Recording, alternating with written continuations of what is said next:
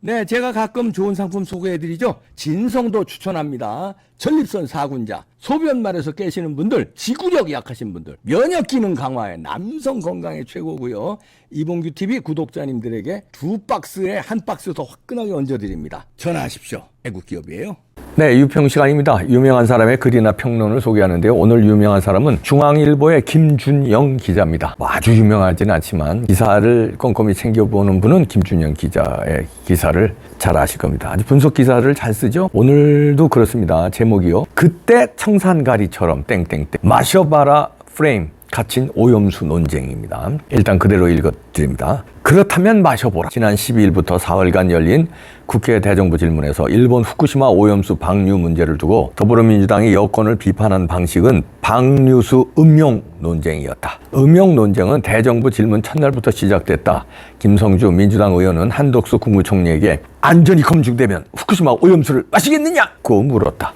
이에 한 총리가 세계보건기구 WHO의 음용 기준에 맞다면 마실 수 있다고 말하자 민주당 그렇다면 공수해 오겠다. 김성주 의원 총리님 직계가족과 같이 드시면 어떻게 되냐 윤재갑 의원라고 말하며 이슈를 키웠다. 이튿날 대정부 질문에선 오염수를 정말 마셔도 되나 일본 총리냐 어기구 의원라는 친일 공세까지 추가됐다. 한 총리가 제가 기준에 맞게 정화된 오염수를 마시겠다고 했지 그냥 오염수를 마시겠다고 한 적이 한 번도 없다고 반박했지만 민주당은 연일 마실 수 있으면 일본이 왜 바다에 내다 버리겠느냐 지난 14일 이재명 대표라고 받아쳤다. 문재인 정부 때부터 이어진 오염수 방류 문제는 학계에서도 논란이 많은 사안이지만 국회에선 마실 수 있냐 없냐라는 단순한 문제로 치환됐다. 정부와 야당의 공방이 거세질수록 국제원자력기구 IAEA의 검증 정확성과 다핵종 제거 설비 ALPS의 성능 등 과학적 방법론에 대해 논쟁하거나 국제 외교 무대에서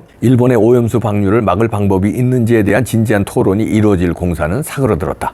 과학과 안전, 국제관계가 얽혀 문제를 단순히 먹는 문제로 전환해 이슈의 흐름을 주도하는 방식은 앞서도 여러 차례 사용됐다. 2008년 이명박 정부 한미 자유무역협정 FTA 때 미국산 쇠고기 수입 문제가 논의되자 진보 진영에서 광우병을 연상시키는 뇌송송 구멍탁이란 구호를 앞세워 미국산 쇠고기 수입을 반대한 게 대표적이다. 이때 나온 유명한 발언 중 하나가 한 유명 연예인이 말한 차라리 입에 청산가리를 털어넣겠다. 청산가리는 치사량이 0.15g인 대표적 맹독 물질인데 이보다도 위험하다는 말에 금세 미국산 광우병 쇠고기 공포는 전국으로 퍼졌다.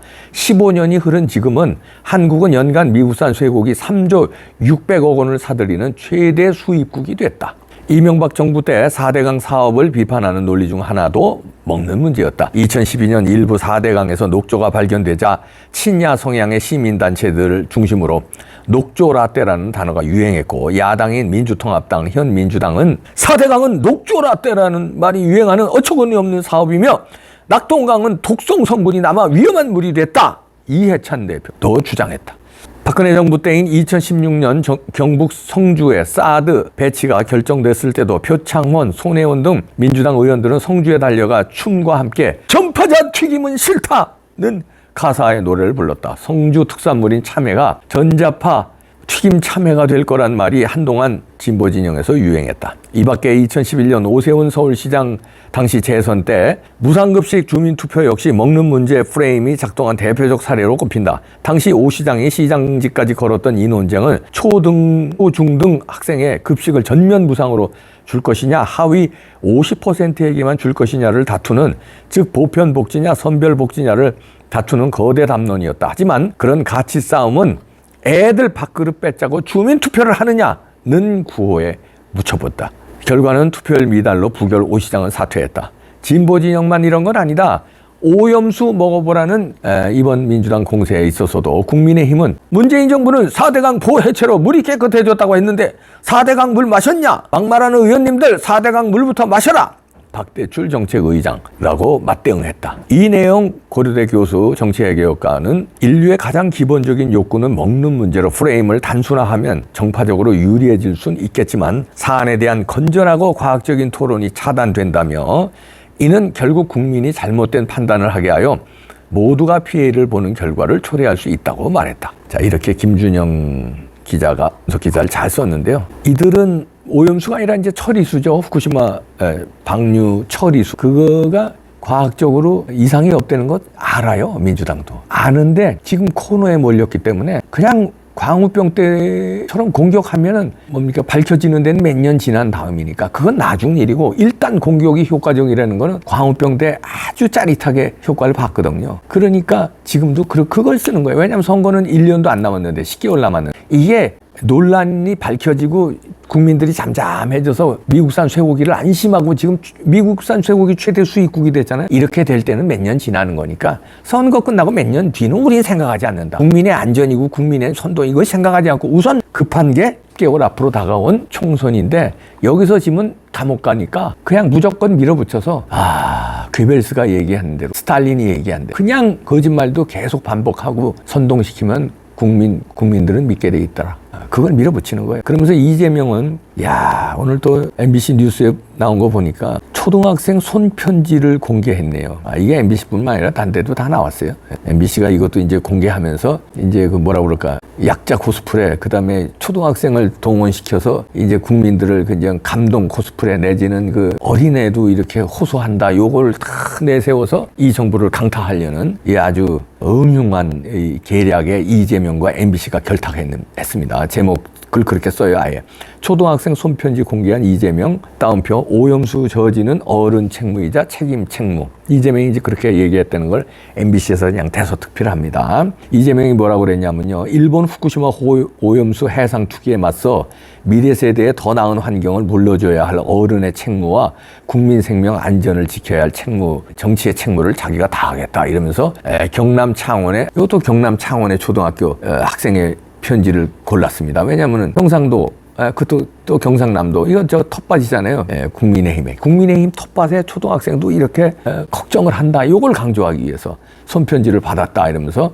5장을 페이스북에 공개하고 이제 이렇게 얘기하는 겁니다. 그러면서 오염수 투기는 태평양 연안국은 물론 전 지구적 생태계에 심각한 위협인데 이러면서 학생들이 걱정하는 것처럼 바다는 모든 생명을 품어주는 귀한 존재다. 자칫 바다에 의지해 사는 모든 생명이 위태로워지는 만큼 오염수 투기는 오늘을 살아가는 우리는 물론 미래 세대 생명과 안전이 걸린 일이다. 이러면서 어른들의 이권 싸움이나 정치적 수단이 아니라 아이들이 살아갈 환경을 생각하는 정책을 펼쳐달라는 선생님 말씀을 마음 깊이 새기겠다. 이런 그 초등학생의 요걸 들어서 우리는 응답하는 정치를 민주당을 할 건데 이어져 국민의힘과 윤석열 대통령이 국민의 안전은 생각도 안 하고 친일 프레임에 갇혀서 친일하느라고 일본에 아부하느라고 오염수 방류를 묵인하는 거다. 이렇게 나오는 겁니다. 이재명이가.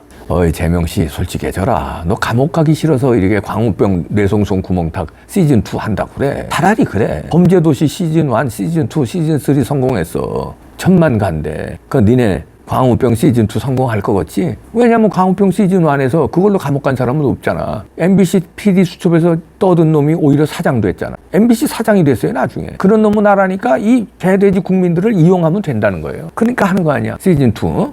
근데 시즌 1, 2, 3 범죄도시처럼 성공한 예도 있지만 대부분 시즌2에서 실패하는 예가 더 많아. 이번엔 니네 시즌2에서 쓴맛을 볼 거다.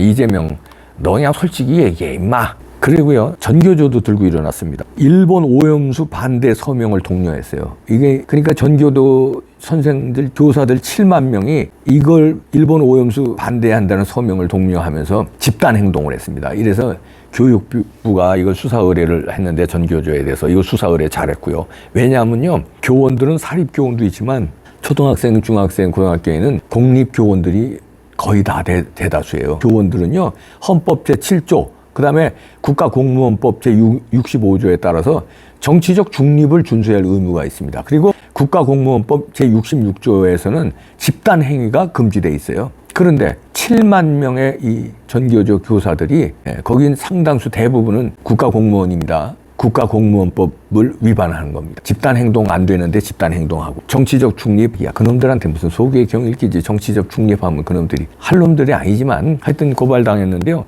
이놈들이 왜 이렇게 하겠습니까? 이때 윤석열 정부 몰아내자는 거예요. 학생들 선동해서 학생들이 뭣도 모르고 집에 가면 그럴까? 엄마 아빠 큰일 났어. 아니 일본 오염수 그 반찬 먹으면 우리 다 머리도 이상해지고 애 낳으면 이상해진대. 나 장가 가면 정자가 어떻게 될지도 몰라.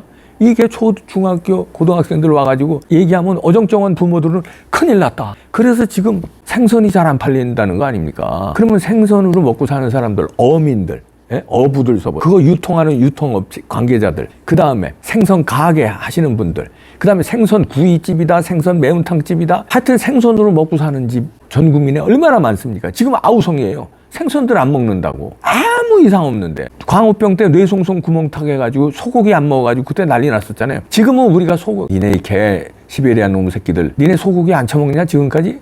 그렇게 처먹어놓고 한 놈도 안 죽었는데 생선 니네 처먹지?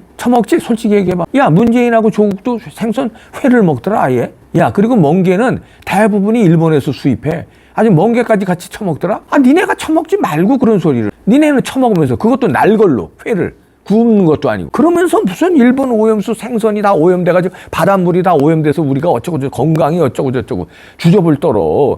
니네 전직 대통령과 전직 법무부 장관이 처먹고 앉았는데. 자, 이러니까 우리 이제 어떻게 맞설 거냐 이거잖아요.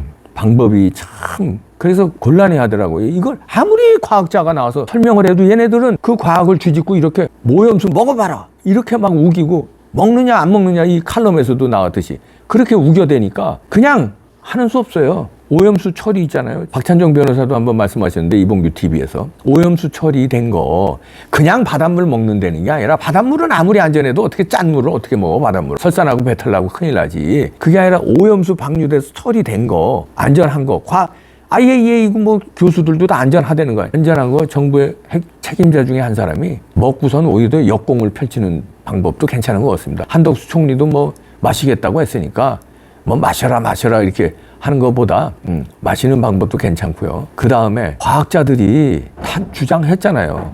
그러면은 자 간단해요. 얘들이 왜 그러겠어요? 방송을 했기 때문에 그래요. 그 방송 정상 이 기회에 방송 다 때려잡아야 돼요. 올바른 과학자들 내보내서 인터뷰하게 해야 돼요. 주진우 박살났잖아요. 며칠 전에 주진우. 아니 경희대 정범진 교수가 안전하다고 그냥 점장에 깠습니다. 주진우 당황해서 째려보고 난리 났어요. 그런 식으로. 그리고 이재명 빨리 감옥에 쳐넣는 방법밖에 없습니다. 빨리 쳐넣으세요. 이거 시간차 공격입니다. 방법이 없어요.